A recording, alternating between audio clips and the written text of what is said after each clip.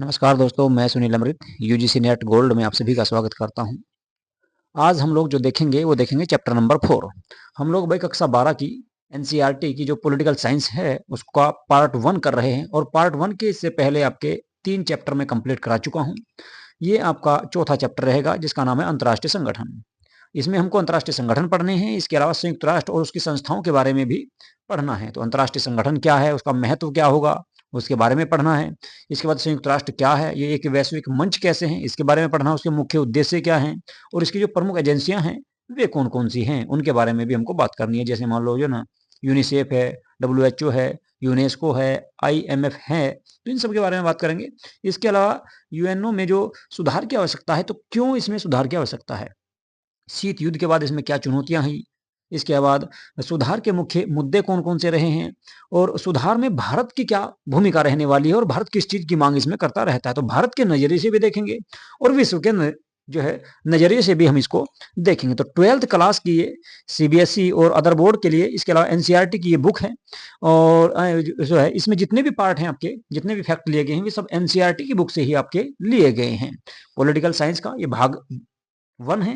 भाग 1 में 7 चैप्टर दिए गए और चौथा चैप्टर यानी कि लगभग ये मान लो कि पार्ट 1 की आज आधी बुक हमने कंप्लीट कर ली है चौथी क्लास के साथ ही। तो 1 घंटे की क्लास कराता हूँ डेली, 1 से सवा घंटे की हो जाती है। इसमें मैं आपका एक वीडियो में ही आपका पूरा चैप्टर कंप्लीट करा रहा हूँ इसमें, और कुछ भी इसमें से छोड़ के नहीं चल रहा। जो एग्जाम होंगे आपके बोर्ड के एग्जाम में ध्यान रखना, आपको यहाँ से लगभग ये मान लो कि 90% पोर्शन आपका यहीं से रहेगा। 10% हो सकता है, 2-4% कि इधर उधर से कुछ क्वेश्चन आ जाएं करंट को जोड़कर, नहीं तो जो है मैंने पूरी बुक का इसमें आपका समरी ली है, इसमें से कुछ भी आपका छोड़ा नहीं है। तो एग्जाम से पहले आपको ये वीडियो देखनी बहुत जरूरी है। इनको देखो भाई और अपनी तैयारी करो। चलिए जी, तो करते हैं क्लास को स्टार्ट। तो आज का जो चैप्टर रहेगा वो हमारा अंतर्राष्ट्रीय संगठन और संयुक्त राष्ट्र संघ के बारे में है। तो अंतर्राष्ट्रीय संगठन के नाम से चैप्टर है, चैप्टर नंबर 4।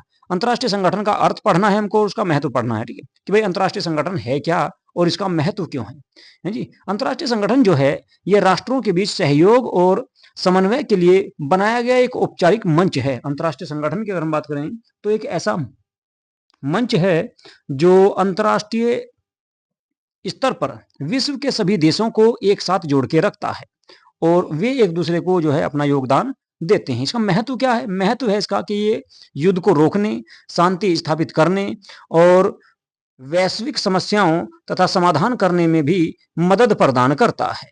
इसके अलावा अगर बात करें संयुक्त राष्ट्र संघ की, तो संयुक्त राष्ट्र संघ जिसको यूएनओ कहा जाता है, ये एक वैश्विक मंच है और इस पर जो है विश्व के लगभग अभी फिलहाल अगर इसकी संख्या की बात करें तो 194 इसकी संख्या हो चुकी है। 194 देशों का ये समूह है जिसको संयुक्त राष्ट्र संघ के नाम से जाना जाता है। मुख्य उद्देश्य क्या है इसका? अंतर्राष्ट्रीय शांति और सुरक्षा को बनाए रखना, ताकि देश जो है, जैसे पहले जो है प्रथम विश्व युद्ध हुआ और सेकंड विश्व युद्ध हुआ, तो इस तरह से कोई तीसरा विश्व युद्ध ना हो। इन विश्व युद्धों को रोकने के लिए, देशों के बीच शांति स्थापित करने और उनकी सुरक्षा बनाए रखने की जिम्मेदारी संयुक्त राष्ट्र संघ की है। इसके अलावा अगर हम बात करें तो ये सदस्य देशों के बीच मैत्रीपूर्ण संबंध विकसित करता है, यानी कि दो जो है सभी देशों को आपस में एक साथ जोड़ के रखता है। इसकी प्रमुख विशिष्ट जो एजेंसियां हैं उनकी अगर हम बात करेंगे तो आपका स्वास्थ्य विभाग आ जाएगा, बाल अधिकार आएगा, यूनिसेफ जिसको कहा जाता है, यूनेस्को जो शिक्षा से संबंधित है ये आ जाएगा, IMF जो इकोनॉमी से संबंधित है इसके बारे में बात करेंगे। डिटेल से इन सब के बारे में पढ़ना है हमको। और यूएनओ में सुधार की आवश्यकता क्यों है, शीत युद्ध के बाद इसमें क्या चुनौतियां आई और सुधार के कौन कौन से मुद्दे इसमें हो सकते हैं जिसमें इसमें सुधार किया जा सकता है। इसके अलावा भारत और यूएनओ के बारे में बात करेंगे, भारत की इसमें क्या भूमिका रहने वाली है। ये सारे टॉपिक हम जो है इसमें पढ़ने वाले हैं। तो इसके अलावा वैश्विक शासन की कहानी, संयुक्त राष्ट्र और भविष्य की चुनौतियां जो है एक विश्लेषण के रूप में मैं आप लोगों के सामने पेश करूंगा इसमें, कि पूरी दुनिया में किस तरह से सभी देशों को एक साथ जोड़कर रखा गया है। तो राष्ट्र अकेले क्यों नहीं चल सकते? देखो ये सबसे बड़ा मुद्दा है कि भाई दुनिया के जो देश हैं वे अकेले क्यों नहीं चल सकते। ये आप इस तरह से देख सकते हो, जैसे मान लो कोई भी एक व्यक्ति अकेला सारे कार्य नहीं कर सकता, उसे बहुत सारे लोगों की, बहुत सारे संसाधनों की आवश्यकता पड़ती है। तो उसी प्रकार से एक देश होता है, देश को भी बहुत सारे जो है अन्य देशों से बहुत सारे सामान को मंगवाने की और कुछ सामान उनमें भेजने की आवश्यकता पड़ती है। कोई भी देश अकेला नहीं रह सकता। देखिए आज के समय में कोई भी राष्ट्र अकेला नहीं है, सभी राष्ट्र एक दूसरे से जुड़े हुए हैं। क्यों? क्योंकि देखो भाई कुछ समस्याएं इतनी बड़ी होती है कि कोई भी एक देश अकेले उनका समाधान नहीं कर सकता। जैसे मान लो महामारी आई थी कोरोना की, अभी आप जो है आप लोगों ने देखा 2020 से लेकर 2022-23 तक महामारियां नहीं, बीमारियां नहीं, तो वैश्विक महामारियों का समाधान विश्व के सारे देश मिलकर ही कर सकते हैं। कोई अकेला देश जो है इसके लिए समाधान नहीं कर सकता था। दूसरी बात, जलवायु परिवर्तन और ग्लोबल वार्मिंग।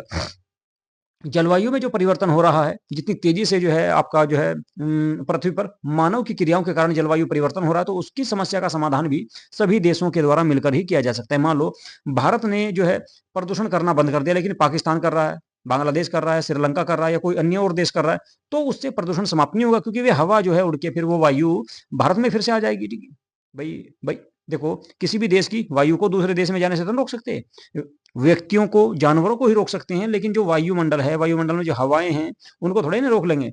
तो कुल मिलाकर सभी देशों के सहयोग की जरूरत पड़ेगी, किसको? जलवायु परिवर्तन को रोकने के लिए और ग्लोबल वार्मिंग को भी रोकने के लिए। इसके अलावा अगर हम बात करें युद्ध और शांति की स्थापना, तो युद्ध और शांति की स्थापना करने के लिए भी देशों को एक साथ मिलकर रहने की आवश्यकता पड़ती है। दूसरा है फिर आतंकवाद और साइबर सुरक्षा।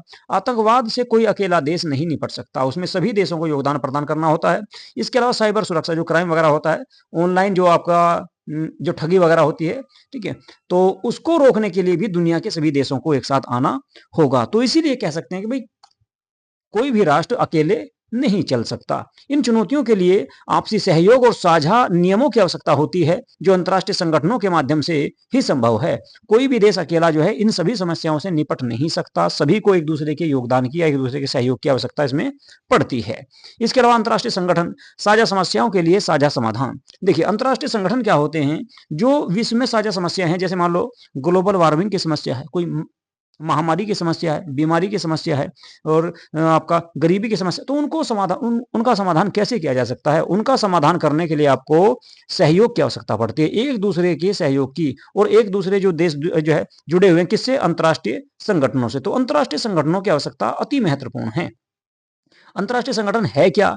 यह औपचारिक संधियों द्वारा स्थापित एक संस्था होती है, जिसमें सदस्य के रूप में संप्रभु राज्य शामिल होते हैं। यह अंतर्राष्ट्रीय सहयोग के लिए एक मंच प्रदान करता है। संप्रभु मतलब ऐसे राज्य जो अपनी मर्जी से खुद इसमें आते हैं, अपनी मर्जी से अपने आंतरिक और बाहरी फैसले लेते हैं कि किस देश के साथ व्यापार करना है, किस देश के साथ नहीं करना, और उसको कहा जाएगा एक संप्रभु राज्य, यानी कि जिस राज्य पर वहां की सरकार का पूरी तरह से नियंत्रण हो, किसी बाहरी शक्ति का उस पर कोई प्रभाव ना हो, तो उसको कहा जाएगा संप्रभु राज्य। तो संप्रभु राज्य जो होंगे इसमें शामिल होते हैं अपनी मर्जी से, अपनी इच्छा से, और वे इसमें सहयोग प्रदान करते हैं एक दूसरे देशों को। महत्व क्या है इसका? शांति और सुरक्षा। सबसे बड़ा महत्व इसका होता है कि शांति स्थापित करना। आप देख रहे हैं ना कि 1945 में दूसरा विश्व युद्ध हुआ था, उसके बाद तीसरा विश्व युद्ध अब तक, यानी कि 2026 चल रहा है, 2026 तक कोई तीसरा विश्व युद्ध अब तक नहीं हुआ। क्यों? क्योंकि यूएनओ से जुड़े हुए सारे देश हैं, और अगर कोई देश हलचल भी करता है, कोई देश उससे बाहर भागने का प्रयास करता है, तो उसको यूएनओ उस पर नियंत्रण स्थापित करता है। तो शांति और सुरक्षा का सबसे बड़ा महत्व है। युद्ध को रोकने में मदद करते हैं, और राष्ट्रों के बीच विवादों का शांतिपूर्ण समाधान करने में इसका सबसे बड़ा योगदान होता है अंतर्राष्ट्रीय संगठनों का। आर्थिक और सामाजिक विकास में जो है जीवन स्तर सुधारने के लिए देशों को एक साथ लाया जाता है। जीवन स्तर सुधारने के लिए एक साथ लाया जाता है। जैसे मान लो विश्व बैंक है, विश्व बैंक क्या करता है कि जो है गरीब देशों को पैसा देता है, जबकि विश्व बैंक में पैसा कहां से आता है? अमीर देश उसको पैसा देते हैं। तो इस तरह से जो है आर्थिक और सामाजिक विकास होता है। पर्यावरण संरक्षण, मानवाधिकार और स्वास्थ्य जैसे मुद्दों पर काम करते हैं ये संगठन। तो इन संगठनों की आवश्यकता बहुत जरूरी है, ताकि पूरे विश्व को एक साथ जोड़ के रखा जा सके, और इस देश का जो है वो सभी देशों का विकास किया जा सके। संयुक्त राष्ट्र की अगर बात करें, संयुक्त राष्ट्र वैश्विक सहयोग का केंद्रीय स्तंभ है। इसके बारे में डिटेल से बताऊंगा मैं भी, अभी थोड़ा सा आपको इसके मैं इस चैप्टर की समरी बता रहा हूं कि इसमें हमको पढ़ना क्या क्या है।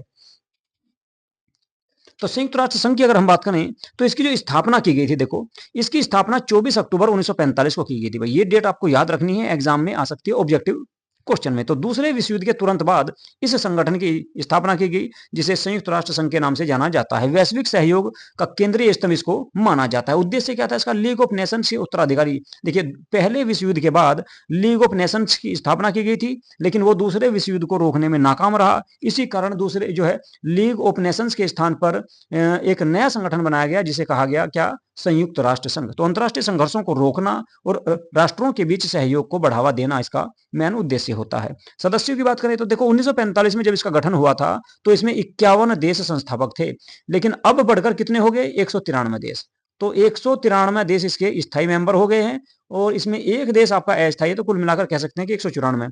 लेकिन एग्जाम में अगर आपका आ जाए कि आपका संयुक्त राष्ट्र संघ में कितने मेंबर हैं, अभी फिलहाल वर्तमान में तो 193 सदस्य देश हैं और जब इसकी स्थापना हुई थी तो इसमें कुल 51 देश थे और भारत भी इसमें उस समय से ही शामिल है जब इसकी स्थापना की गई थी भाई।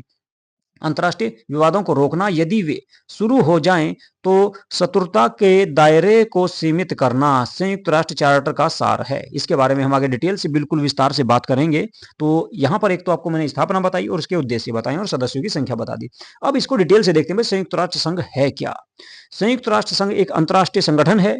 अब इसकी स्थापना कब हुई, कैसे की गई, उस सब के बारे में बात करेंगे।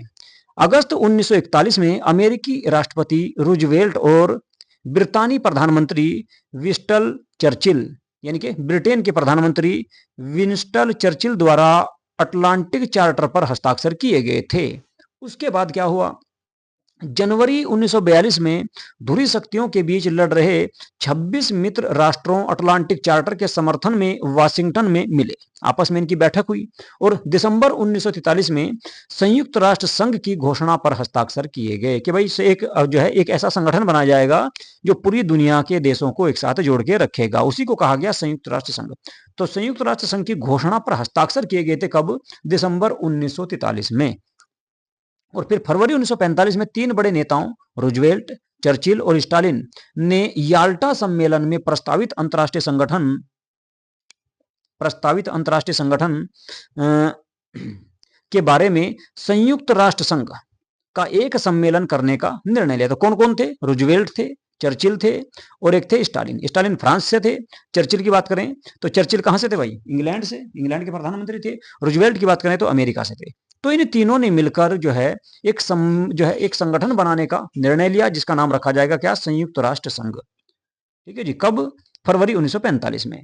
और अप्रैल मई 1945 में सैन फ्रांसिस्को, जो अमेरिका का एक शहर है, संयुक्त राज्य अमेरिका का ये एक शहर है, तो यहीं पर जो है सैन फ्रांसिस्को में संयुक्त राष्ट्र संघ का अंतर्राष्ट्रीय संगठन बनाने के मसले पर केंद्रित सम्मेलन संपन्न कराया। तो एक सम्मेलन हुआ अप्रैल मई में 1945 में। कहां पर, अमेरिका के शहर सैन फ्रांसिस्को में, ताकि एक अंतर्राष्ट्रीय संगठन या संयुक्त राष्ट्र संगठन का गठन किया जा सके।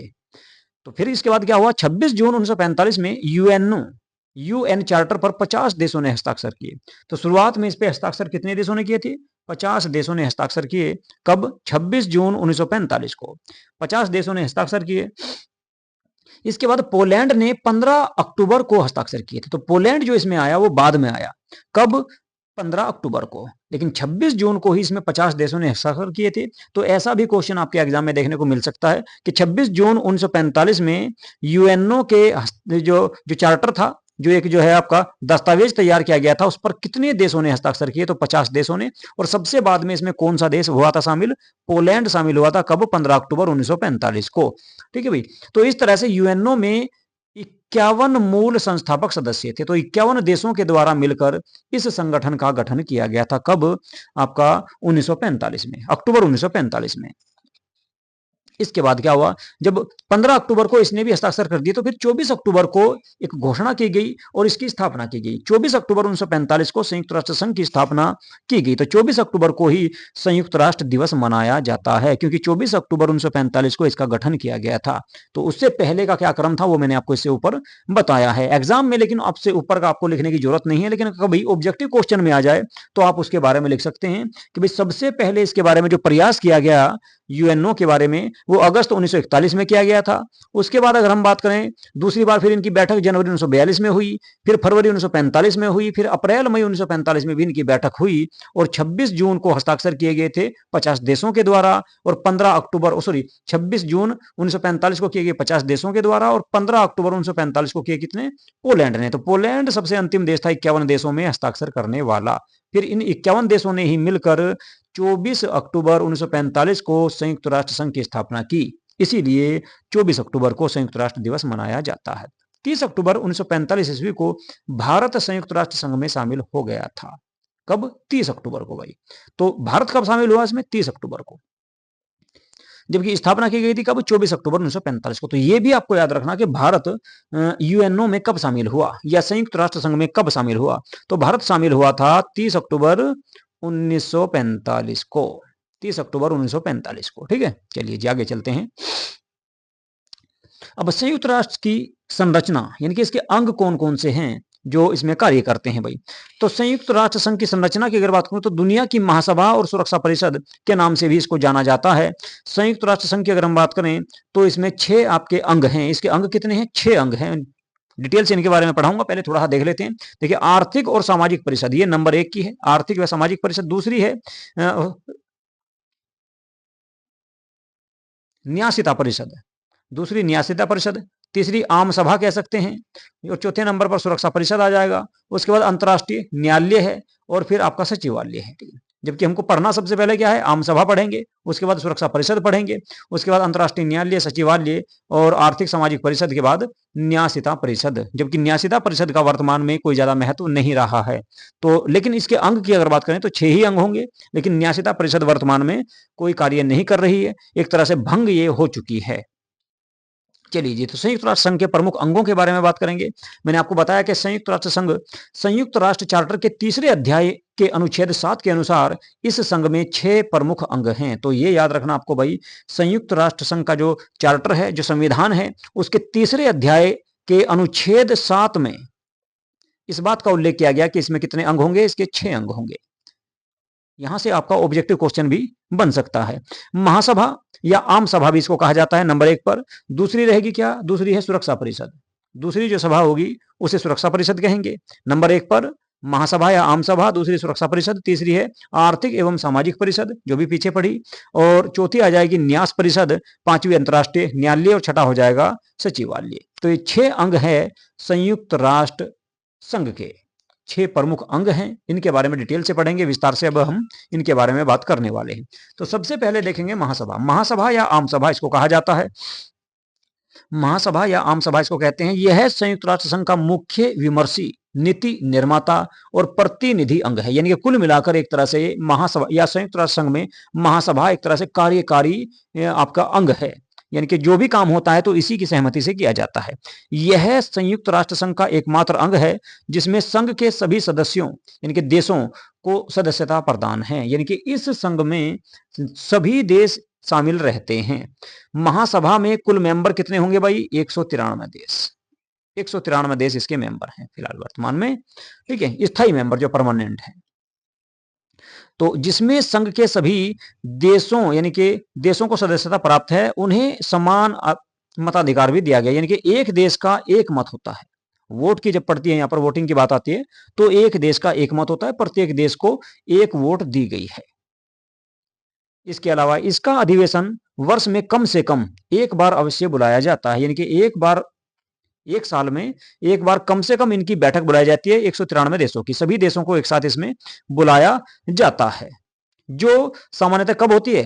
सितंबर माह में। ये आपको याद रखना, सितंबर माह के तीसरे मंगलवार से न्यूयॉर्क शहर में यह बैठक प्रारंभ होती है। प्रत्येक साल महासभा की एक बैठक, कम से कम एक बैठक होनी जरूरी है। एक से ज्यादा भी हो सकती है, लेकिन एक तो कम से कम होगी, और वो सितंबर माह के तीसरे मंगलवार से शुरू होती है। कहां पर? न्यूयॉर्क में, जहां पर इसका मुख्यालय है।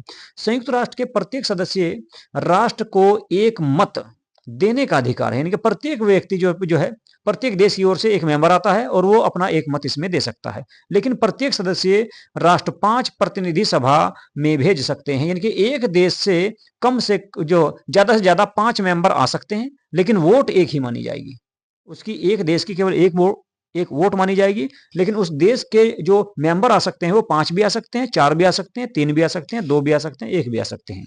1 से कम नहीं आएगा और 5 से ज्यादा नहीं आएंगे, लेकिन सबका वोट एक ही माना जाएगा। चलिए जी आगे देखेंगे। महासभा के कार्य और शक्तियों के बारे में बात करेंगे। तो महासभा का काम क्या है? महासभा के प्रमुख कार्य और शक्तियां अगर हम देखें तो नंबर 1 पर है, महासभा संयुक्त राष्ट्र के बजट को स्वीकृति, यानी कि इसमें जो बजट पेश होता है उसको स्वीकृति महासभा के द्वारा ही बहुमत के माध्यम से दी जाती है। एवं सदस्य राष्ट्रों के वित्तीय योगदान को निर्धारित करते हैं कि भाई कौन से देश से कितना पैसा लिया जाएगा या कौन सा देश इसमें कितना पैसा जमा करेगा यूएनओ में, और फिर वो पैसा किस किस देश को ब्याज पर दिया जाएगा, गरीब देशों की सहायता के लिए दिया जाएगा। कुछ देशों को फ्री में भी देते हैं, कुछ देशों को ब्याज पे देते हैं, और कुछ लोगों को जो है संकट के समय वित्तीय सहायता भी की जाती है यूएनओ के द्वारा। अगर किसी देश में कोई आपदा आ जाती है, कोई ऐसी घटना घट जाती है, तो उसके लिए इस पैसे को एकत्रित किया जाता है। तो ये सारा निर्णय कौन लेती है? महासभा लेती है। दूसरा काम क्या है? महासभा सुरक्षा परिषद के साथ मिलकर अंतर्राष्ट्रीय न्यायालय के न्यायाधीशों का चुनाव करती है और नए सदस्यों को संगठन में प्रवेश करना और उनको निकालना, निष्कासन यानी कि उनको निकालना आदि का कार्य करती है। तो महासभा का ये सबसे महत्वपूर्ण कार्य है, जो सुरक्षा परिषद के साथ मिलकर अंतर्राष्ट्रीय न्यायालयों में जो न्यायाधीश होते हैं उनका चुनाव करती है।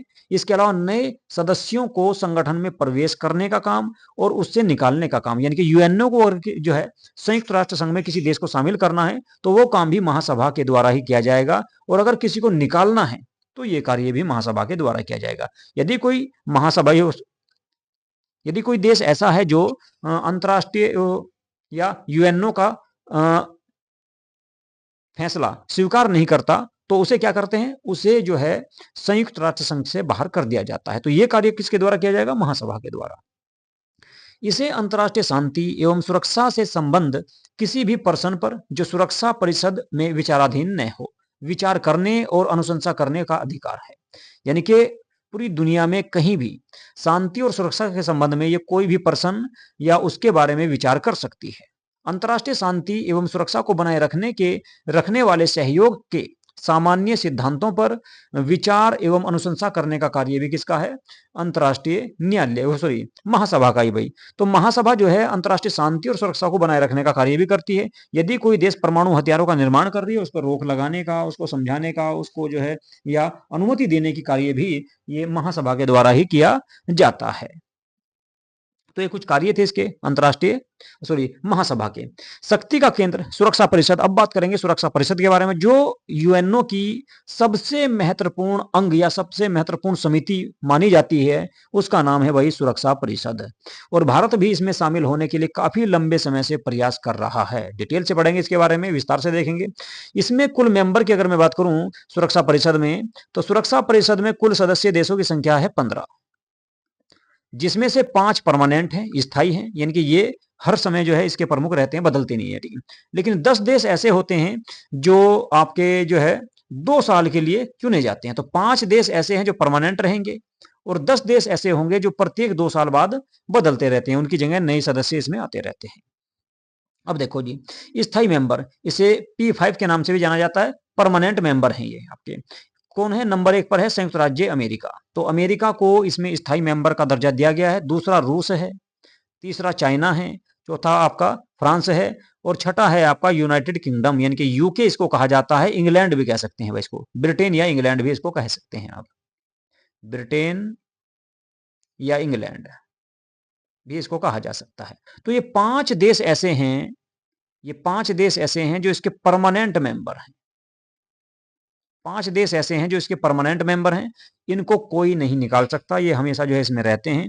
ये द्वितीय विश्व युद्ध के विजेता राष्ट्र हैं, यानी कि कुल मिलाकर दूसरे विश्व युद्ध में इनकी जीत हुई थी, जिस कारण इनको जो है परमानेंट सीट प्रदान की गई थी, जिन्हें संगठन में विशेष दर्जा प्राप्त है उस समय का। तो भारत भी अब इसमें शामिल होने के लिए एक लंबे समय से प्रयासरत है, लेकिन अभी तक भारत को शामिल नहीं किया जा रहा इसमें। जब भी भारत सब जो है, जब भी इसमें शामिल करने की बात आती है भारत की, तो चाइना वीटो शक्ति का इस्तेमाल करके भारत को इसमें से रुकवा देता है। जबकि भारत ने जो है, चाइना जब इसमें शामिल हुआ तो चाइना की सपोर्ट भी किसने किया था? भारत ने ही सबसे ज्यादा समर्थन किया था। लेकिन आज चाइना भारत को इसमें शामिल होने का विरोध करता है, और पाकिस्तान तो करता ही है। चलिए जी, वीटो पावर क्या है इनको भाई वो देख लेते हैं। तो इन 5 देशों को क्या है? वीटो शक्ति पावर आता है। वीटो शक्ति पावर यानी कि किसी भी स्थायी सदस्य की असहमति यानी कि नकारात्मक वोट किसी भी महत्वपूर्ण प्रस्ताव को रोक सकती है। यानी कि कोई भी अगर प्रस्ताव इस सदन में पास करना है तो इन 5 की अनुमति होना जरूरी है। यदि एक भी खिलाफ चला गया तो बिल पास नहीं होता, तो फिर वो बिल पास नहीं होगा, ठीक है। भले ही अन्य 14 सदस्यों ने इसका समर्थन किया हो। यानी कि देखो, इसमें कुल अगर मेंबर की बात करूं तो 15 मेंबर हैं, और मान लो एक देश, इन 5 में से एक देश उस जो है उस बिल के खिलाफ है, एक देश उस बिल के खिलाफ हो जा, ठीक है, और बाकी 14 देश यानी कि 4 ये स्थायी और आपके 10 अस्थायी, ये 14 के 14 अगर उस बिल पर सहमत भी हैं तो भी वो बिल पास नहीं होना, क्योंकि इनकी अनुमति मिलना जरूरी है। प्रत्येक मेंबरों की 5 मेंबरों की अनुमति मिलना जरूरी है। इसीलिए भारत को जो है इसमें स्थायी मेंबर का दर्जा नहीं दिया जा रहा, क्योंकि जब भी भारत के पक्ष में ये बात आती है स्थायी मेंबर देने की, तो क्या करता है, चाइना वीटो शक्ति का इस्तेमाल कर लेता है। तो चाइना इसके खिलाफ रहता है, भारत के खिलाफ रहता है कि भारत को स्थायी मेंबर नहीं बनाया जाए सुरक्षा परिषद का। ठीक है भाई। इसके अलावा यह शक्ति परिषद की कार्यवाही को अक्सर विवादास्पद बना देती है और इसकी प्रभावशीलता पर प्रभाव या सवाल उठते हैं। भाई इस पर सवाल उठते हैं कि भाई देखो, आज के समय भारत की बात करें तो भारत एक बड़ी शक्ति के रूप में जाना जा रहा है और पूरी दुनिया में भारत को जो है एक अलग ही महत्व है, भारत का अलग ही स्थान है। तो भारत हमेशा ये मांग कर रहा है कि भाई हमको भी इसमें परमानेंट मेंबर बनाया जाए, संयुक्त राष्ट्र संघ की जो सुरक्षा परिषद है इसमें स्थायी सीट दी जाए। लेकिन इसका चाइना हमेशा विरोध करता है, वीटो शक्ति का इस्तेमाल करके भारत को इसमें मेंबर बनने नहीं दिया जा रहा है। इसके अलावा ब्राजील भी मांग कर रहा है, ऑस्ट्रेलिया भी मांग कर रहा है और उसके साथ साथ जापान भी मांग कर रहा है। कुछ देश ऐसे हैं जो और भी अन्य पावरफुल हैं, जैसे मान लो आपका ऑस्ट्रेलिया है, एक बड़ी शक्ति के रूप में है। जापान को देखा जाए तो एक जो है शक्तिशाली देश है। इसके अलावा आपका ब्राजील को देखोगे तो बड़ी शक्ति है, दक्षिण अफ्रीका देखोगे तो बड़ी शक्ति है। ठीक है, उनकी आबादी भी काफी है और उनकी इकोनॉमी बहुत अच्छी है, पावर भी है, परमाणु शक्ति संपन्न देश भी है। तो उनको भी वे भी सारे मांग कर रहे हैं कि भाई हमको भी परमानेंट मेंबर बनाया जाए। तो भारत इसके लिए जो है हमेशा इसकी जो है, भारत और अन्य देश इसकी मांग कर रहे हैं कि भाई इसकी सीटों की संख्या बढ़ा दो। अभी 5 है तो लगभग जो है इसकी सीटों की संख्या 10 के आसपास कर देनी चाहिए, ताकि जो देश आज के समय महत्वपूर्ण देश हैं उन सबको इसमें शामिल किया जा सके। चलिए जी, अब देखते हैं इसके बारे में डिटेल से भाई। यदि आप लोगों ने हमारा YouTube चैनल जो है सब्सक्राइब नहीं किया है तो यूजीसी नेट गोल्ड के नाम से हमारा YouTube चैनल सब्सक्राइब जरूर कर लो, क्योंकि इस पर आपको जो है 15 के 15 चैप्टर में पॉलिटिकल साइंस के कंप्लीट कराने वाला हूं। उसके बाद टाइम अगर मिला तो हिस्ट्री के बीच में आपको मैं करा दूंगा भाई। ठीक है, यानी कि एनसीईआरटी जो हिस्ट्री की एनसीईआरटी है 12th की, वो भी मैं इसमें कराने का प्रयास करूंगा अगर टाइम रहा तो। ठीक है, नहीं तो जो है आपका पॉलिटिकल साइंस तो आपका कंप्लीट कर ही दूंगा मैं आराम से। ठीक है, चलिए जी, तो देखते हैं भाई। अस्थायी सदस्य सुरक्षा परिषद में अस्थायी सदस्यों का चुनाव 2 वर्षों के लिए होता है। देखो, जो आपके इसमें अस्थायी मेंबर होते हैं 10 अन्य सदस्य, वे क्या होते हैं, अस्थायी होते हैं। कितने वर्ष के लिए, 2 वर्ष के लिए चुने जाते हैं बस, तथा 2 वर्ष के पश्चात नए सदस्यों का चयन कर लिया जाता है। 2 वर्ष पूरा कर लेने के पश्चात किसी सदस्य को तत्काल फिर से नहीं चुना जा सकता, एकदम से नहीं चुना जाएगा। मान लो आपका किसी को 2026 में चुना गया, तो वो कब तक रहेगा, 2028 में। 2028 में फिर से चुनाव होगा तो वो दोबारा चुनाव नहीं लड़ेगा 2028 में, 2028 के बाद लड़ सकता है, यानी कि 2030 में जाकर लड़ सकेगा फिर। ठीक है, 30 में उसको मेंबर बनाया जा सकेगा, लेकिन 2028 में दोबारा नहीं बन, यानी कि उसको तत्काल, यानी कि फिर से तत्काल उसको नहीं बनाया जाएगा। सदस्यों का चुनाव इस प्रकार किया जाता है ताकि विश्व के सभी देशों को प्रतिनिधित्व मिल सके। इसमें विश्व के सभी देशों को शामिल करने का प्रयास किया जाता है, यानी कि जो 193 देश हैं सभी को चांस दिया जाता है समय समय पर, 2-2 साल बाद। इन सदस्यों को वीटो का अधिकार नहीं है, जो अस्थायी मेंबर हैं इनको वीटो शक्ति प्राप्त नहीं है। सुरक्षा परिषद में किसी महत्वपूर्ण मुद्दे पर निर्णय मतदान प्रक्रिया के द्वारा ही लिया जाता है तथा प्रत्येक सदस्य को 1 वोट देने का अधिकार है। जो अस्थायी मेंबर हैं इनकी भी 1 वोट होती है और परमानेंट मेंबर है उनकी भी 1 वोट होती है। लेकिन परमानेंट मेंबर की एक आपकी उनके पास में पावर है वीटो शक्ति, वे किसी भी बिल को रोक सकते हैं। सुरक्षा परिषद के कार्य और शक्तियां क्या है भाई? सुरक्षा परिषद के कार्यों शक्तियों के बारे में अगर हम बात करें तो संयुक्त राष्ट्र के चार्टर के अनुच्छेद 24 के अंतर्गत सुरक्षा परिषद को अंतर्राष्ट्रीय शांति और सुरक्षा बनाए रखने का उत्तरदायित्व सौंपा गया है कि पूरी दुनिया में ये शांति बनाए रखें और जो है एक दूसरे पर हमला ना करने दें, अगर कोई करे तो उसको रोकें, ये काम इनका है। यदि किसी देश के कृत्यों में यानी कि कार्यों से अंतर्राष्ट्रीय शांति और सुरक्षा को खतरा उत्पन्न हो गया है तो अनुच्छेद 41 के अंतर्गत सुरक्षा परिषद सदस्य राष्ट्रों को दोषी राष्ट्र के आर्थिक, कूटनीतिक और यातायात आदि संबंधों को विच्छेद कर देने के लिए कह सकती है, यानी कि उससे कोई भी देश संबंध नहीं रखेगा, उस पर प्रतिबंध लगा सकती है। परंतु यदि तब भी समस्या का समाधान नहीं हो पाता तो अनुच्छेद 42 के अंतर्गत वह सैनिक कार्यवाही भी कर सकती है, यानी कि उस पर हमला भी करेगी अगर वो नहीं रुक रहा है। मान लो कोई देश, जैसे मान लो अभी फिलहाल रूस है, रूस ने हमला किया किस पे भाई? रूस ने हमला किया किस पे? यूक्रेन पे। यूक्रेन पे हमला किया तो उसको रोकने का प्रयास संयुक्त राष्ट्र संघ के द्वारा किया गया, लेकिन उसमें क्या करें, ये हमला क्यों नहीं रुक रहा? रूस ने हमला क्यों नहीं रोका? क्योंकि रूस खुद एक परमानेंट मेंबर है और जब भी इसके खिलाफ कोई प्रस्ताव पास होता है तो ये वीटो शक्ति का इस्तेमाल कर रहा है और चाइना भी इसको सपोर्ट कर रहा है। ठीक है, और भारत भी इसके सपोर्ट में है। तो कुल मिलाकर अगर हम बात करें तो इसलिए नहीं ये रुक जाए, लेकिन अगर कोई और देश हमला करता जिसके पास वेटो शक्ति नहीं है तो उसे अब तक रोक दिया जाता और उसके साथ में उस पर प्रतिबंध भी लगा दिए जाते, और फिर भी ना रुकता तो जो है यूएनओ की जो सेना है जिसमें सभी देशों के सैनिक हैं उस पर हमला करती है वे सेना। ठीक है, चलो जी, क्या दिखा था? तो अनुच्छेद 41 के तहत दोषी राष्ट्रकूट के बारे में संबंधों को विच्छेद करते। 42 के अंतर्गत क्या किया जाएगा? सैनिक कार्रवाई। आर्टिकल 42 के यानी कि अनुच्छेद 42 के तहत उस पर सैनिक कार्रवाई भी की जा सकती है, यानी कि संयुक्त राष्ट्र संघ उस पर हमला भी कर सकता है उसको रोकने के लिए। और ऐसी कार्यवाही को सामूहिक कार्यवाही कहा जाएगा, यानी कि जो 193 देश हैं इन सब की सहमति मानना जाएगा उसमें कि भाई इन सब ने मिलकर किया है। सशस्त्रीकरण की प्रक्रिया को नियमित करने के लिए व्यवस्था स्थापित करने का कार्य भी या योजना बनाने का कार्य भी इसी का है। सशस्त्रीकरण का मतलब है कि हथियार, जो परमाणु हथियार बनाए जा रहे हैं उन पर रोक लगाना, उन पर किस देश को अनुमति देनी किसको नहीं देनी, ये काम भी किसका है? सुरक्षा परिषद का ही है। इसके बाद अनुच्छेद 108 के अंतर्गत चार्टर में संशोधन किया जाता है, जो आम सभा के 2/3 सदस्यों का समर्थन इसमें जरूरी होता है।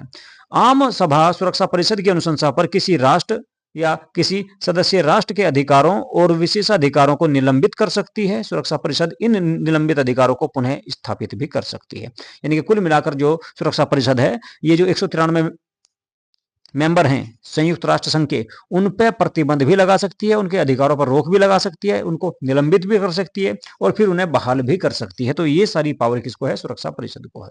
अब सुरक्षा परिषद में विस्तार की आवश्यकता क्यों है ये देखेंगे भाई। सुरक्षा परिषद में विस्तार की आवश्यकता क्यों है? सबसे बड़ी बात यही है, और भारत भी इसकी बहुत लंबे समय से मांग कर रहा है। 1 जनवरी 1997 को संयुक्त राष्ट्र महासचिव कोफी अन्नान ने सुधारों को लागू करने के लिए एक जांच शुरू की कि भाई इसमें सुधार कैसे करना चाहिए। संयुक्त राष्ट्र संघ के नए स्थायी और अस्थायी सदस्यों के लिए निम्नलिखित मापदंड तैयार किए गए। कौन कौन से मापदंड है, कौन कौन सी शर्तें हैं कि भाई अगर किसी को सुरक्षा परिषद में स्थायी मेंबर बनना है तो उसके लिए क्या शर्तें होनी चाहिए। सबसे पहले कहा गया कि एक प्रमुख आर्थिक शक्ति होनी चाहिए, यानी कि जिस देश को स्थायी मेंबर का दर्जा दिया जाएगा वो एक इकोनॉमी के क्षेत्र में एक बड़ा देश होना चाहिए, जैसे कि भारत। तो भारत इसकी शर्त को पूरा कर रहा है, पहली शर्त को। दूसरी देखेंगे, दूसरी है एक प्रमुख सैन्य शक्ति। भारत के पास एक बड़ी विशाल सेना भी है भाई, जल सेना, थल सेना, वायु सेना तीनों है, तो ये भी पूरी कर रहा है भारत। ठीक है, इसके बाद संयुक्त राष्ट्र के बजट में एक महत्वपूर्ण योगदान करता है, यानी कि संयुक्त राष्ट्र संघ के बजट में पैसा देना चाहिए। बस यही भारत थोड़ा सा कमजोर है, क्योंकि भारत जो है, भारत में खुद भी जो है, भारत के पास इतना ज्यादा पैसा नहीं कि भाई उस संयुक्त राष्ट्र संघ को एक जो है बड़े स्तर पर पैसा देगा। वैसे देता है लेकिन इतना नहीं दे पा रहा जितना चाइना वगैरह देते हैं, ठीक है, या अमेरिका देता है, या फिर आपका जो है हम बात करें रूस या फ्रांस वगैरह देते हैं, उतना पैसा भारत नहीं दे पा रहा है आपका संयुक्त राष्ट्र संघ को। चलो जी, इसके बाद और क्या है भाई। जनसंख्या की दृष्टि से एक बड़ा राष्ट्र होना चाहिए, तो भारत एक जनसंख्या की दृष्टि से विशाल राज्य है जो लोकतंत्र और मानवाधिकारों का सम्मान करे। तो लोकतंत्र भी है भारत में और मानवाधिकारों का भारत में सम्मान भी किया जाता है। एक ऐसा राष्ट्र होना चाहिए जो सुरक्षा परिषद को भूगोल, आर्थिक व्यवस्था और संस्कृति के संदर्भ में विश्व की विविधता का अधिक प्रतिनिधि बना दे। तो ये भी काम सारे करता है भारत। भारत जो है वैश्विक शांति के लिए भी कार्य करता है। भारत ने कोरोना के काल में आपने देखा होगा कि बहुत सारे देशों को फ्री में वैक्सीन दी, छोड़कर पाकिस्तान को, वरना जितने भी देश पड़ोसी देश थे, नेपाल, भूटान, बांग्लादेश, श्रीलंका, म्यांमार, सभी को और अफ्रीका के कई देशों को भारत ने फ्री में वैक्सीन दी है, लेकिन पाकिस्तान को नहीं दी, क्योंकि पाकिस्तान ने मांगी नहीं, इसलिए पाकिस्तान को हमने दी नहीं। इसके बाद मापदंडों को वैध और कुछ को अवैध माना।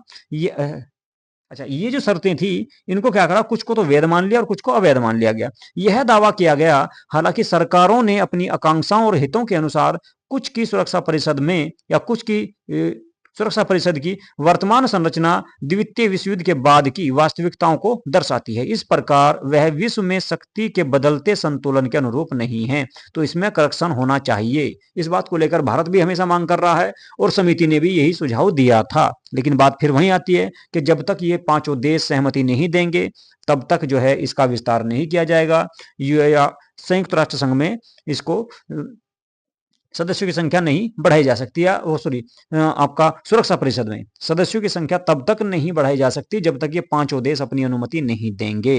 अब 4 बड़े ऐसे देश हैं, 4 बड़ी ऐसी अर्थव्यवस्था है जो इसकी दावेदार है भाई, इसमें आने के लिए दावेदार है। कौन कौन सी मैंने आपको बताया था, एक तो भारत है भाई, देखो एक तो भारत है, भारत तो पहले नंबर पे आता है कि भारत हमेशा इस बात का मांग कर रहा है। दूसरा ब्राजील, एक बड़ा देश है, और इकोनॉमी भी बहुत अच्छी है, सैन्य शक्ति भी ठीक ठाक है। दूसरा देखा जाए आपका जर्मनी, इसके अलावा जापान, और इसके अलावा एक इसमें दिया नहीं है, एक ले सकते हैं आप ऑस्ट्रेलिया। ऑस्ट्रेलिया भी आज एक बड़ी शक्ति के रूप में उभरा है। एक विशाल देश है, बड़ा देश है, एक महाद्वीपीय देश भी है, ठीक है। तो कुल मिलाकर इन 5 देशों को अगर बात करें, इसमें G5 दे रखा है, इसको सॉरी G4 दे रखा है, तो आप इसको G5 भी कर सकते हैं, ऑस्ट्रेलिया को भी शामिल कर सकते हैं।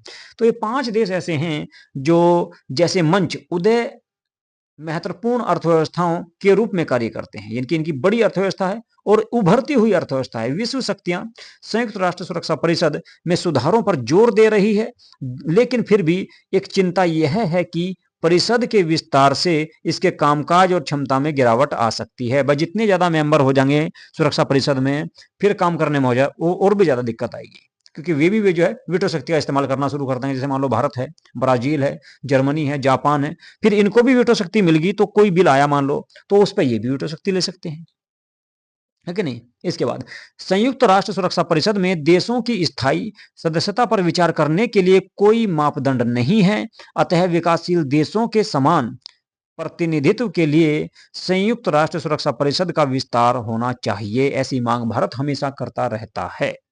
जापान भी करता है, ब्राजील भी कर रहा है, ऑस्ट्रेलिया भी कर रहा है, तो ये सारे देश इस चीज की मांग करते हैं भाई। अब बात करेंगे आर्थिक एवं सामाजिक परिषद। तो हमने आपका सबसे पहले महासभा देखी, उसके बाद दूसरी देखी सुरक्षा परिषद, अब देखेंगे आर्थिक एवं सामाजिक परिषद, इसके बारे में बात करेंगे।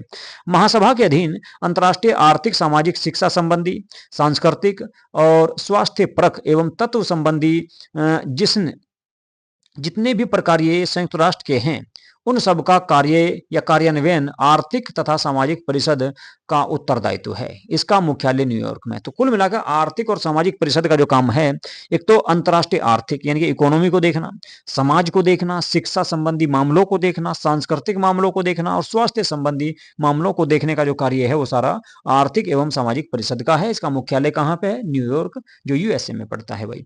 आर्थिक तथा सामाजिक परिषद के 54 सदस्य हैं। इस आपका जो ये आपका एक अंग है सुरक्षा परिषद का, इसमें कुल 54 सदस्य देश हैं जो महासभा के 2/3 बहुमत के द्वारा 3 वर्ष के लिए चुने जाते हैं।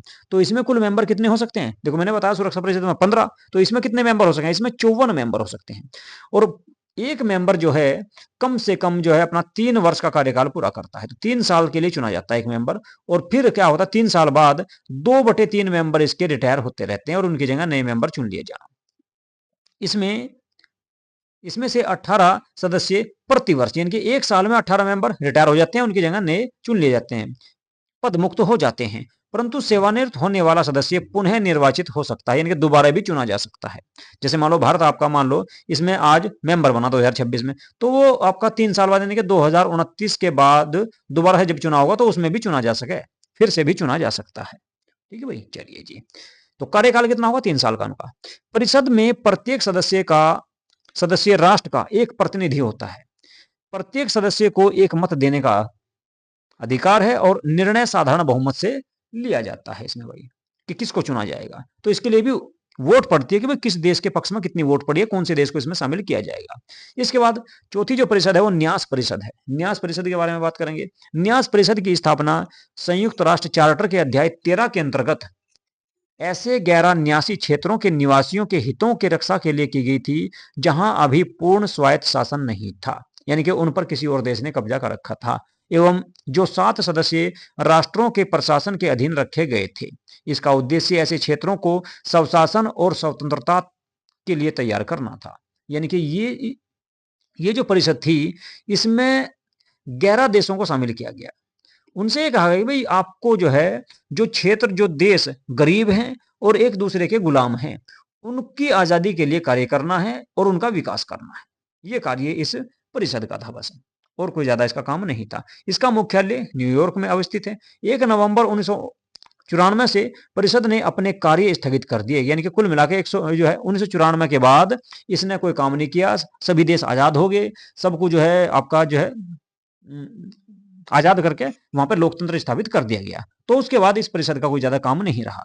यद्यपि इसे समाप्त नहीं किया गया और 25 मई 1994 को स्वीकृत प्रस्ताव के अनुसार परिषद की वार्षिक बैठक की बाध्यता समाप्त कर दी गई। यानी कि कुल मिलाकर अब ये बैठक काम नहीं कर रही है।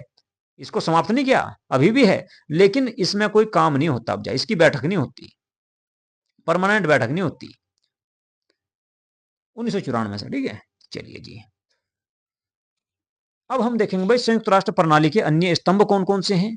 तो संयुक्त राष्ट्र प्रणाली के अन्य स्तंभों के बारे में अगर हम बात करें तो आर्थिक एवं सामाजिक परिषद है, जिसको ECOSOC के नाम से भी जाना जाता है।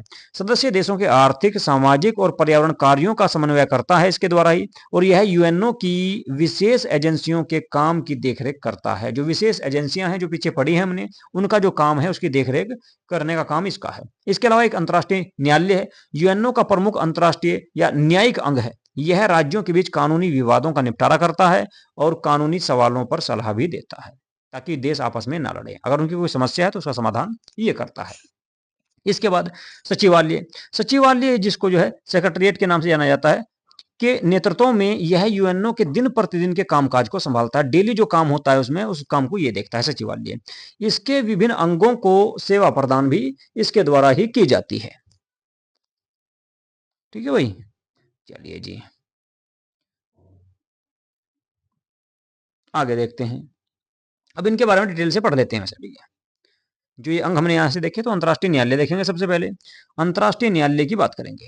अंतर्राष्ट्रीय न्यायालय की अगर मैं बात करूं तो संयुक्त राष्ट्र चार्टर के अध्याय 14 में अंतर्राष्ट्रीय न्यायालय की स्थापना का प्रावधान किया गया है। तो अंतर्राष्ट्रीय न्यायालय की स्थापना का जो प्रावधान किया गया, किसमें किया गया है भाई? जो संयुक्त राष्ट्र का चार्टर है उसका अध्याय नंबर 14, उसमें इसके बारे में बताया गया है या उसका उल्लेख किया गया है।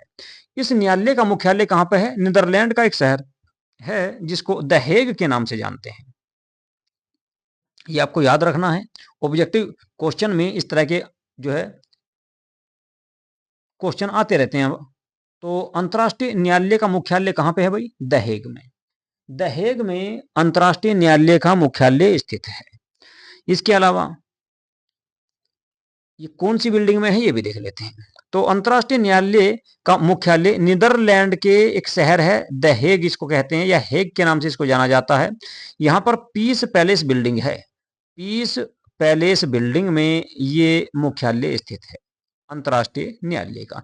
अंतर्राष्ट्रीय न्यायालय महासभा, सुरक्षा परिषद और संयुक्त राष्ट्र संघ की अन्य संस्थाओं द्वारा सलाह मांगे जाने पर सलाहकारी विचार देता है। यद्यपि यह सलाह देने के लिए बाध्य नहीं है, लेकिन फिर भी अगर वे कोई सलाह मांगते हैं तो उनको ये सलाह देता है।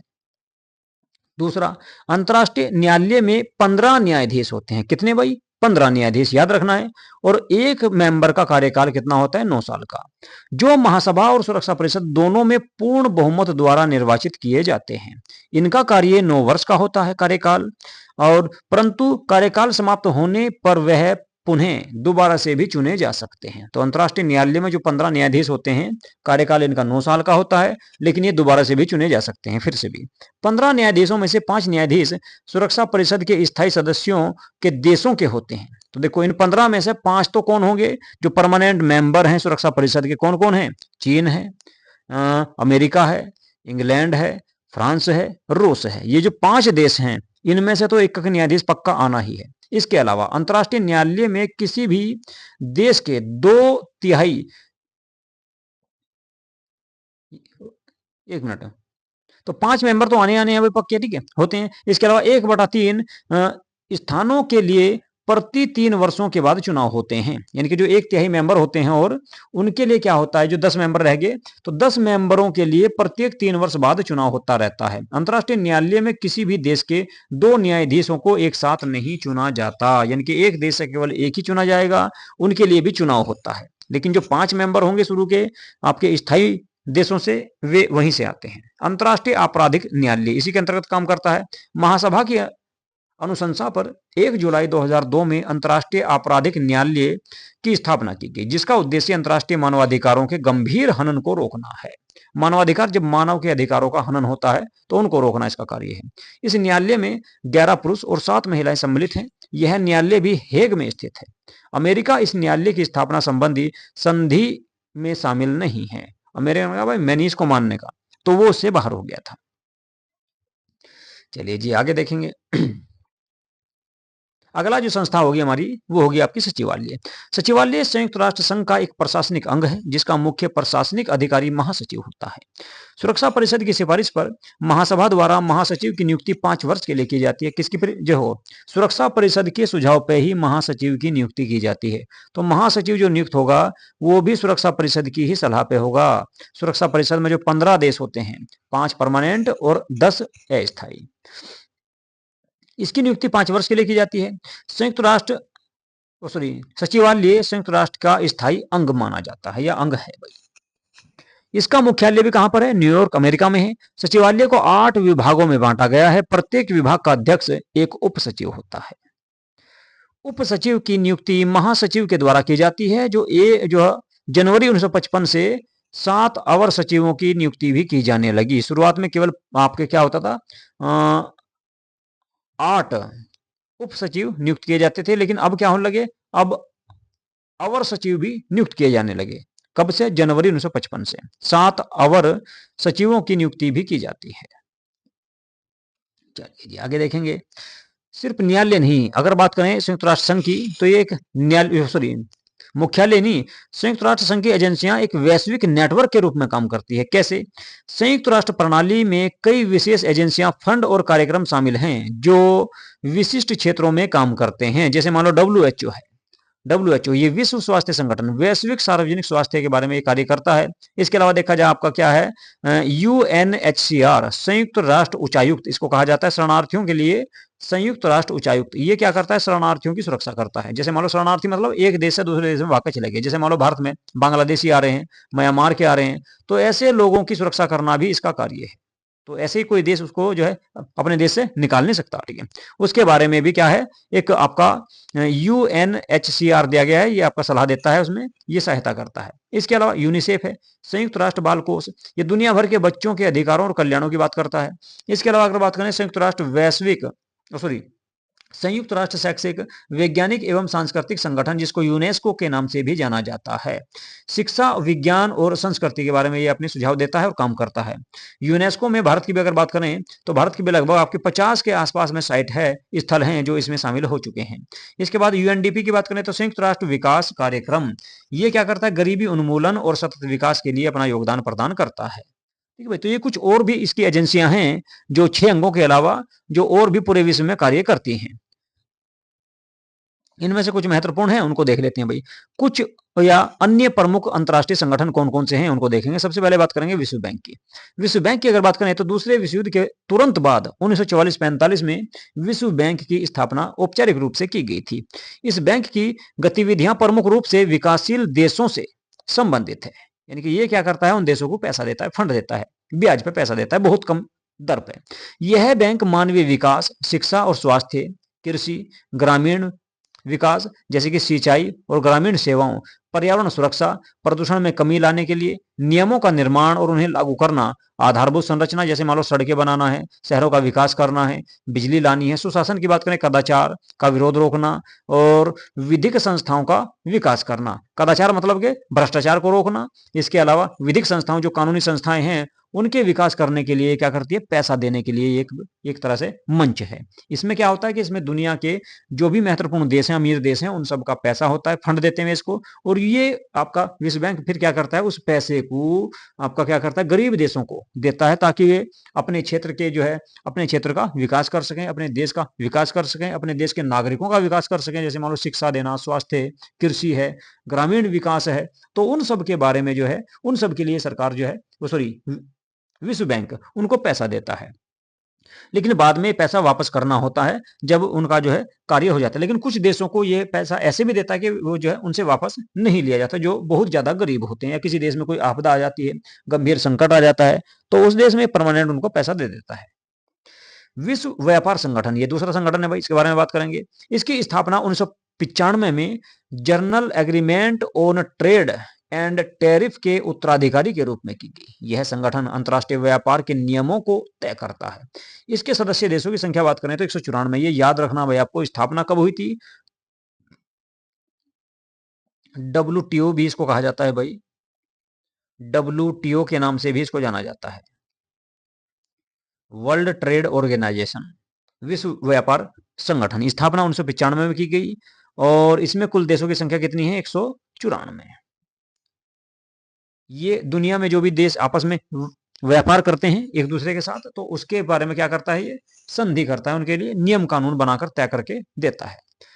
संयुक्त राष्ट्र संघ के परे अन्य प्रमुख अंतर्राष्ट्रीय संगठन, कुछ और ऐसे संगठन हैं जो इनसे अलग है, जैसे मान लो विश्व बैंक है, अभी देखा इसके बारे में हमने, ठीक है, विश्व बैंक के बारे में देखा। विकासशील देशों को वित्तीय और तकनीकी सहायता प्रदान करता है। अंतर्राष्ट्रीय मुद्रा कोष आईएमएफ, इंटरनेशनल मॉनेटरी फंड इसको कहा जाता है, वैश्विक मौद्रिक सहयोग और वित्तीय स्थिरता तथा अंतर्राष्ट्रीय व्यापार को बढ़ावा देने के लिए इसकी स्थापना की गई थी। और विश्व व्यापार संगठन जो अभी पढ़ा हमने, वर्ल्ड ट्रेड ऑर्गेनाइजेशन, ये क्या करता है? राष्ट्रों के बीच व्यापार नियमों को निर्धारित और लागू करने का कार्य करता है, जिसके बारे में हम पीछे पढ़ चुके हैं।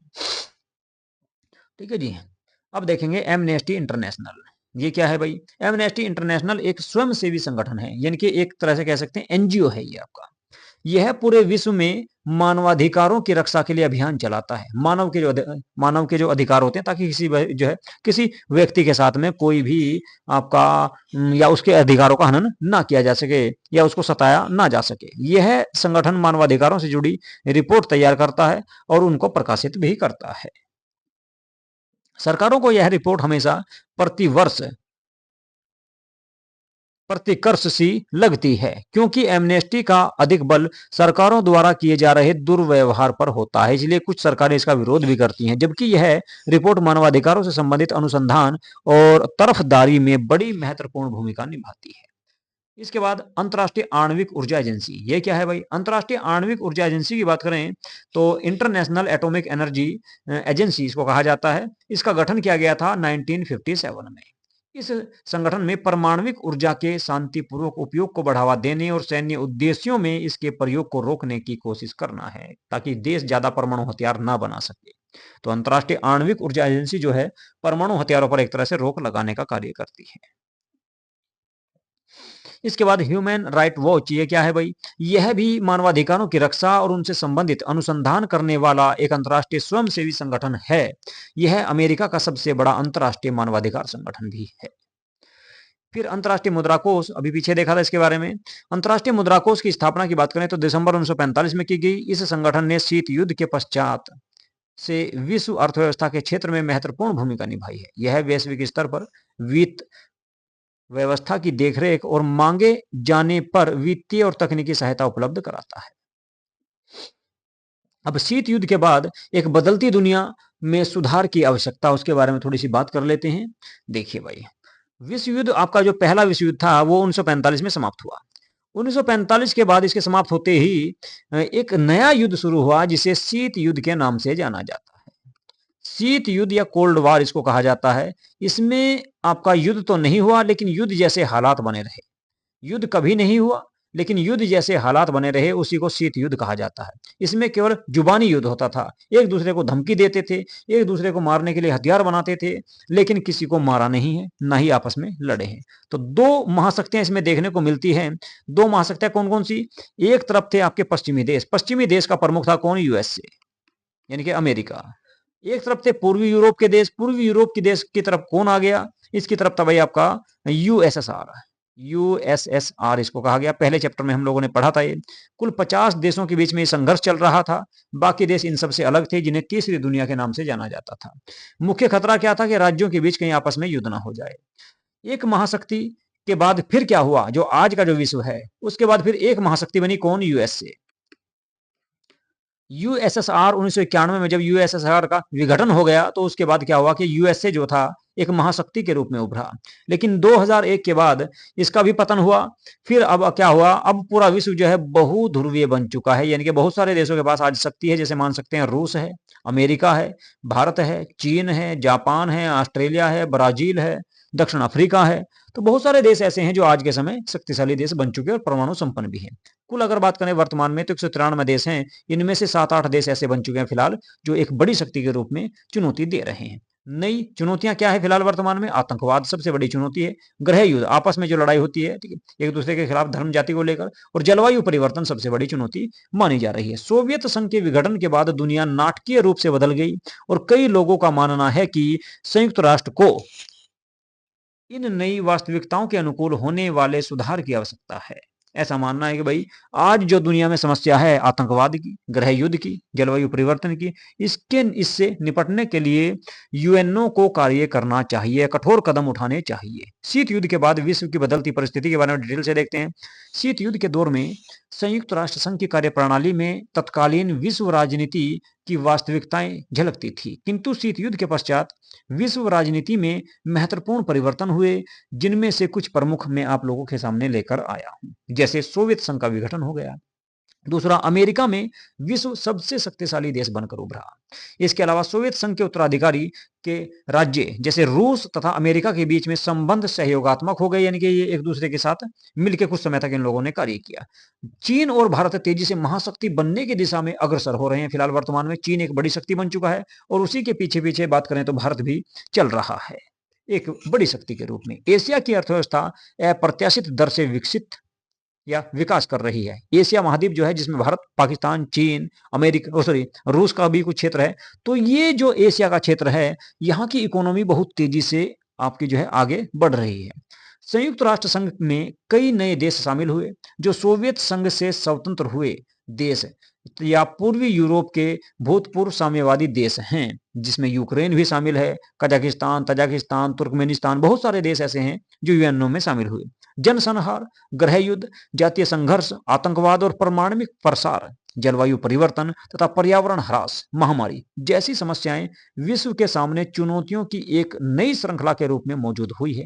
सबसे बड़ी समस्या क्या है? महामारियों की है, पर्यावरण की है, जलवायु परिवर्तन की है, आतंकवाद की भी एक बहुत बड़ी समस्या है, परमाणुविक प्रसार, प्रत्येक देश अब हथियार बना रहा है, ये भी एक बहुत बड़ी समस्या है, गृह युद्ध और जाति के आधार पर जो संघर्ष हो रहे हैं, और जनसंहार, ये सारी समस्याएं यूएनओ के सामने एक आज के समय बहुत बड़ी समस्या है। इनसे कैसे निपटा जाए, इसके बारे में उसको कार्य करना बहुत जरूरी है। चलिए आगे देखेंगे। संयुक्त राष्ट्र में सुधार बहस के कुछ महत्वपूर्ण मुद्दे हैं कि भाई क्यों इसमें सुधार होना चाहिए, क्या इसमें सुधार करना चाहिए, और भारत के पक्ष में इसमें क्या क्या चीजें आपकी हो सकती हैं, उन सब के बारे में अब हम यहाँ पर एक थोड़ा सा समरी के रूप में देखने वाले हैं, फिर बाद में डिटेल से इसके बारे में बात करेंगे। यूएन में सुधार की मांग के दो मुख्य क्षेत्र हो सकते हैं। कौन कौन से हो सकते हैं? प्रक्रियाओं और संरचना में सुधार। प्रक्रियाओं और संरचना क्या है भाई? क्या सुरक्षा परिषद का विस्तार किया जाना चाहिए? जी हाँ, सबसे पहला जो है पॉइंट आता है, वर्तमान संरचना समकालीन विश्व राजनीति की वास्तविकता का प्रतिनिधित्व नहीं करती, क्योंकि उसमें बहुत कम संख्या रह चुकी है। सुरक्षा परिषद में अगर आज बात करें तो केवल कुल 15 सदस्य हैं, जबकि विश्व में कितने देश हैं? 193 देश तो परमानेंट मेंबर हैं। अगर कुल देशों की बात करें तो लगभग 207 प्लस देश ऐसे हैं जो पूरी दुनिया में हैं, जिनमें से 193 देश परमानेंट मेंबर है किसके? संयुक्त राष्ट्र संघ के। जबकि केवल 15 देशों को ही आपका इसमें शामिल किया गया, जिसमें से कुल 5 देश ही परमानेंट है और 10 देशों को प्रत्येक 2 साल के लिए चुना जाता है। तो इसमें इसका प्रतिनिधित्व करने की आवश्यकता है, इसमें विस्तार करने की जरूरत है, सबसे बड़ी बात यह है। दूसरा, एशिया, अफ्रीका और दक्षिण अमेरिका के महाद्वीपों को उचित प्रतिनिधित्व मिलना चाहिए। इसमें से अगर हम बात करें, एशिया में से केवल एक देश इसमें शामिल है। कौन? चीन। जबकि बात करें यूरोप की, यूरोप जो महाद्वीप है, यहां से इसमें 3 देश शामिल है। कौन कौन से? एक तो रूस आ गया भाई, रूस के अलावा कौन सा है जी? फ्रांस आ गया, और फ्रांस के अलावा कौन सा आ गया भाई? यूके, यूनाइटेड किंगडम जिसको कहा जाता है, इंग्लैंड जिसको कहा जाता है। यानी कि एक छोटे से महाद्वीप से तो आगे 3 देश। और एशिया इतना बड़ा देश है, इतना बड़ा महाद्वीप है एशिया, क्षेत्रफल में भी और देशों में भी, यहां से केवल एक ही देश आपको चीन को लिया गया है। जबकि यूए जो है उत्तरी अमेरिका महाद्वीप, उत्तरी अमेरिका महाद्वीप में अगर हम देखें तो मुश्किल से 15 देशों के आसपास में 15 देश हैं, जिनमें से सबसे बड़े देश 3 ही देश हैं, और उन 3 में से एक अमेरिका को भी चांस दे दिया गया, वहां से एक देश लिया गया। जबकि दक्षिण अमेरिका महाद्वीप से एक भी देश नहीं है, अफ्रीका महाद्वीप से कोई देश नहीं है, इसके बाद यूरोप, उसकी बात करें क्या नाम, ऑस्ट्रेलिया महाद्वीप से कोई देश नहीं है। तो केवल इसमें उत्तरी अमेरिका, यूरोप और एशिया के ही देश शामिल हैं, बस 5 परमानेंट मेंबर। भाई और को भी तो महत्व जो है और को भी शामिल करना चाहिए, तो ये भी एक बहुत बड़ा मुद्दा है इसमें। इसके अलावा संयुक्त राष्ट्र के न्यायाधिकार में सुधार होना चाहिए, ये दूसरा मुद्दा है। यूएनओ की किन किन मुद्दों पर ध्यान केंद्रित करना चाहिए? एक तो कुछ का मानना है कि यूएनओ को शांति और सुरक्षा पर अधिक ध्यान देना चाहिए, क्योंकि आज के देश में, आज के समय अगर देखा जाए तो बहुत सारे देश ऐसे हैं जो आपस में लड़ रहे हैं। भाई उनको जो है उनमें शांति स्थापित करनी चाहिए, उनको रोकना चाहिए। जैसे मान लो यूक्रेन और रूस के बीच में हो रहा है, अभी फिलहाल थाईलैंड और वियतनाम के बीच में हो रहा था, अभी अमेरिका ने भी हमला कर दिया, ठीक है। तो कुल मिलाकर इस पर नियंत्रण करना चाहिए, नहीं तो फिर से विश्व युद्ध होने की संभावना है। दूसरा क्या है, अन्य देश जो चाहते हैं ये कि विकास, स्वास्थ्य और शिक्षा तथा मानवाधिकार जैसी भूमिकाएं भी आपका यूएनओ के द्वारा निभाई जानी चाहिए। ये एक बहुत बड़े मुद्दे हैं। अब इन सब के बारे में अगर हम देखें आगे, तो सुरक्षा परिषद का विस्तार नए स्थायी सदस्य के लिए क्या मानदंड होने चाहिए, कौन कौन सी शर्तें होनी चाहिए। भाई एक देश को सुरक्षा परिषद में परमानेंट मेंबर बनाने के लिए क्या शर्तें होनी चाहिए, क्या मापदंड या क्या नियम कानून होनी चाहिए, उसके बारे में थोड़ी सी बात करेंगे। 1992 में संयुक्त राष्ट्र महासभा ने एक प्रस्ताव अपनाया जिसमें सुरक्षा परिषद में सुधार की आवश्यकता पर बल दिया गया। नए सदस्यों के लिए निम्नलिखित मापदंड सुझाए गए भाई के जो है ये काम उसको करने चाहिए। कौन कौन से, एक तो वो एक बड़ी आर्थिक शक्ति हो, यानी कि उसकी इकोनॉमी एक विशाल हो, जैसे कि भारत की है, जैसे कि जापान की है, जैसे कि आज बात कर सकते हैं किसकी भाई, ऑस्ट्रेलिया की है। जैसे और देशों की बात करें तो आपका कौन सा आ जाएगा, दक्षिण अमेरिका आ जाएगा, सॉरी ब्राजील आ जाएगा, दक्षिण अफ्रीका आ जाएगा। तो ये कुछ ऐसे बड़े देश हैं जिनकी इकोनॉमी बड़ी है। एक तो उनकी इकोनॉमी को ध्यान में रखना चाहिए भाई। दूसरा, बड़ी सैन्य शक्ति, यानी कि वे बड़ी सैन्य शक्ति हो ताकि यूएनओ में अपना योगदान प्रदान कर सके, जैसे कि भारत है। भारत के पास एक विशाल सेना है, एक बहुत बड़ी सेना है, जल थल वायु तीनों सेनाएं हैं।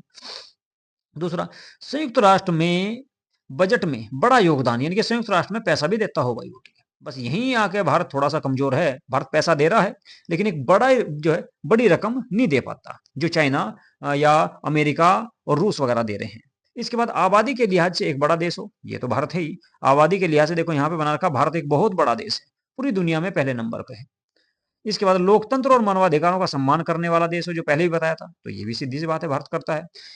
एक ऐसा देश जो विश्व की विविधता का प्रतिनिधित्व करता हो, जैसे कि भारत करता है, ठीक है। तो एक ऐसे देश के लिए क्या होना चाहिए, उसको परमानेंट मेंबर बनाना चाहिए, लेकिन फिर भी भारत को नहीं बनाया जा रहा अभी तक, ठीक है। अभी आगे बात करेंगे इसके बारे में। और चलिए जी, संयुक्त राष्ट्र संघ का न्यायाधीशकार या न्यायाधिकार।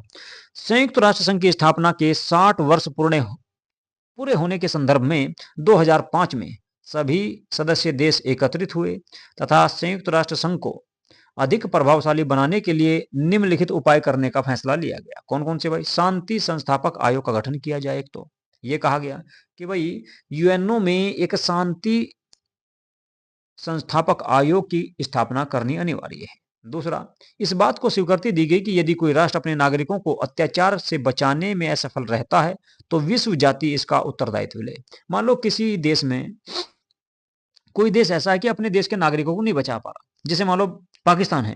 पाकिस्तान में क्या हो रहा है कि लगातार हिंदुओं को मारा जा रहा है, बांग्लादेश में लगातार हिंदुओं पर अत्याचार किए जा रहे हैं, उनको मारा जा रहा, और देश उनको रोक नहीं पा रहा, वहां के नागरिकों को रोक नहीं पा रहा, इन अत्याचारों को नहीं रोक पा रहा। तो क्या करना चाहिए, यूएनओ को रोकनी चाहिए भाई, वहां पे आप किसी जो है सेना भेजनी चाहिए।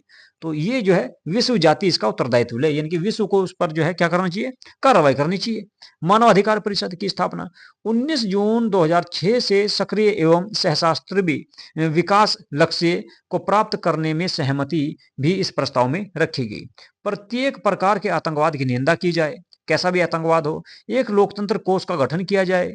इसके अलावा न्यासिता परिषद को समाप्त करने पर सहमति भी इसमें ही बनी थी, जिसका अब कोई महत्व नहीं रहा है। तो ये सारे इसमें विचार दिए गए भाई। इसके बाद संयुक्त राष्ट्र संघ में सुधार और भारत के बारे में क्या है वो भी देख लेते हैं, क्योंकि यहां से एग्जाम में क्वेश्चन आने की संभावना रहेगी। इस चैप्टर से देखो, आपका अगर बोर्ड की बात करूं तो बोर्ड में लगभग जो है 7 से 8 नंबर का यहां से आने की संभावना है, क्योंकि ये आपका पार्ट 1 का सबसे बड़ा चैप्टर जो है यूएनओ वाला ही है, या अंतरराष्ट्रीय संगठन वाला ही है भाई। तो यहां से लगभग 4 से 5, यानी कि एक तो आपका लॉन्ग क्वेश्चन, इसके अलावा एक शॉर्ट क्वेश्चन भी आने की संभावना है। तो 6 नंबर का तो लॉन्ग होता है, 4 नंबर का शॉर्ट होता है, और यहाँ से ऑब्जेक्टिव क्वेश्चन आने की भी संभावना रहती है। तो लगभग मान लो कि 10 नंबर के आसपास तक भी यहाँ से पहुंच सकता है मामला आपका। तो जो है मोस्ट इंपोर्टेंट है ये वाला आपका चैप्टर। संयुक्त राष्ट्र संघ के ढांचे में बदलाव के मुद्दे पर भारत ने कई आधारों पर अपना मत दिया। भारत के अनुसार बदलते हुए विश्व में संयुक्त राष्ट्र संघ की मजबूती और दृढ़ता आवश्यक है। इसके अतिरिक्त भारत यह भी चाहता है कि संयुक्त राष्ट्र संघ विभिन्न देशों के बीच सहयोग और विकास को प्रोत्साहित करने में अधिक से अधिक योगदान दे। भारत का मानना है कि संयुक्त राष्ट्र संघ के उद्देश्यों में विकास का मुद्दा प्रमुख होना चाहिए, क्योंकि अंतर्राष्ट्रीय शांति और सुरक्षा को बनाए रखने हेतु यह सबसे जरूरी या आवश्यक शर्त है। सुरक्षा परिषद की संरचना में, या सुरक्षा परिषद की संरचना की बात करें तो सुरक्षा परिषद की संरचना के भारत के लिए एक चिंता का विषय है।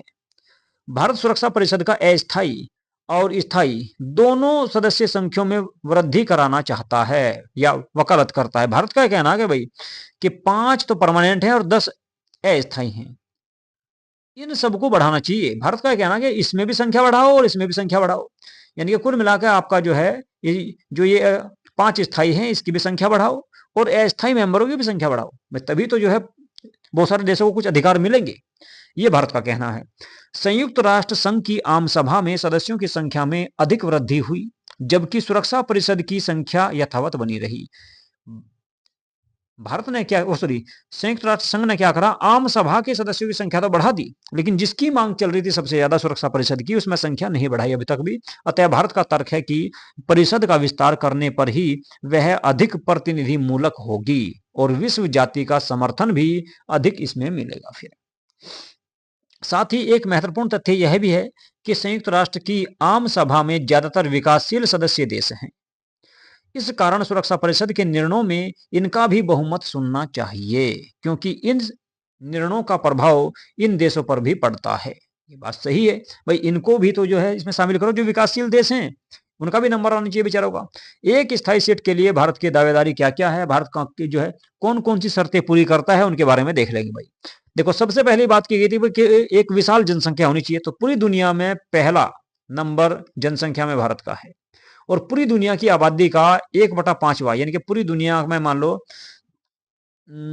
तो 1/5वां हिस्सा भारत में निवास करता है। दूसरे नंबर पर चाइना आता है। फिर योगदान की बात करें तो संयुक्त राष्ट्र संघ के बजट में नियमित योगदान करता और यूएनओ के शांति अभियानों में एक प्रमुख भागीदार भारत बना है। तो भारत अपना योगदान भी दे रहा है लोकतंत्र में, सॉरी, यूएनओ में अगर बात करें सेना की, तो यूएनओ में सबसे बड़ी जो सेना है, सबसे ज्यादा सैनिक है वे भारत के हैं भाई। यूएनओ की जो सेना है उसमें प्रत्येक देशों के सैनिक जाते हैं, जिनमें से सबसे ज्यादा भारत के हैं। वैश्विक कद की बात करें तो एक परमाणु संपन्न देश है भारत और अंतर्राष्ट्रीय मंच पर एक प्रभावशाली आवाज भी है भारत की। प्रत्येक देश भारत की बात को सुनता भी है, ऐसा नहीं कि भारत को नजरअंदाज किया जाता है। तो यहां भी आपका अब जो है दावेदारी कर रहा है भारत। लोकतंत्र, दुनिया का सबसे बड़ा लोकतंत्र भारत में ही है और मानवाधिकारों के प्रति प्रतिबद्धता भी भारत करता है, यानी कि मानवाधिकारों की सुरक्षा भी करता है। अर्थव्यवस्था की बात करें, दुनिया की सबसे तेजी से बढ़ती हुई अर्थव्यवस्था भारत की है और इनमें से अगर बात करें चाइना भी एक बड़ी अर्थव्यवस्था है। चाइना के बाद भारत की अर्थव्यवस्था भी एक बड़ी अर्थव्यवस्था है, पूरी दुनिया में चौथे नंबर पे आती है। अमेरिका, चाइना, रूस के बाद चौथा नंबर भारत का ही है भाई। कुछ देश विशेषकर पाकिस्तान, सबसे ज्यादा पाकिस्तान विरोध करता है इसका भाई। भारत स्थायी सदस्यता का विरोध करता है या विरोध करते हैं।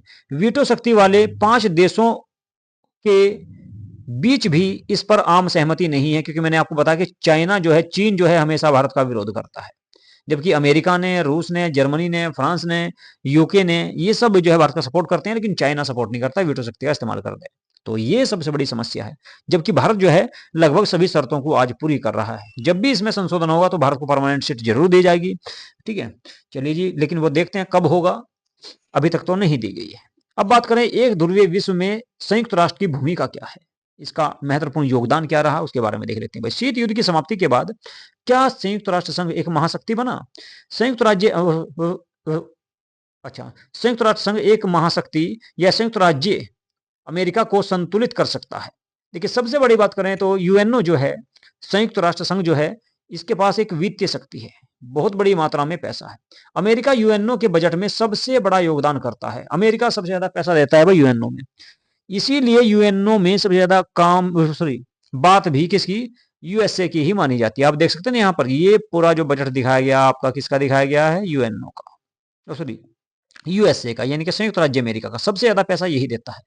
दूसरा, भौतिक उपस्थिति, यूएनओ का मुख्यालय जो है वो भी न्यूयॉर्क में है और न्यूयॉर्क जो है ये किसका देश है, ये सॉरी ये किसका शहर है भाई, अमेरिका का शहर है। तो ये भी जो है, इसलिए भी इसके हाथ में ज्यादा पावर है, जो अमेरिका को प्रभाव का एक अतिरिक्त स्रोत देता है, क्योंकि इसका मुख्यालय ही जो हेड ऑफिस है वो भी अमेरिका में ही है। दूसरा, फिर वीटो शक्ति है इसके पास में भाई। अमेरिका अपनी वीटो शक्ति का उपयोग कर उन प्रस्तावों को रोकने के लिए कर सकता है जो उसके या उसके सहयोगियों के हितों के खिलाफ हो। इसलिए अमेरिका का सबसे ज्यादा प्रभाव है किसमें? यूएनओ में।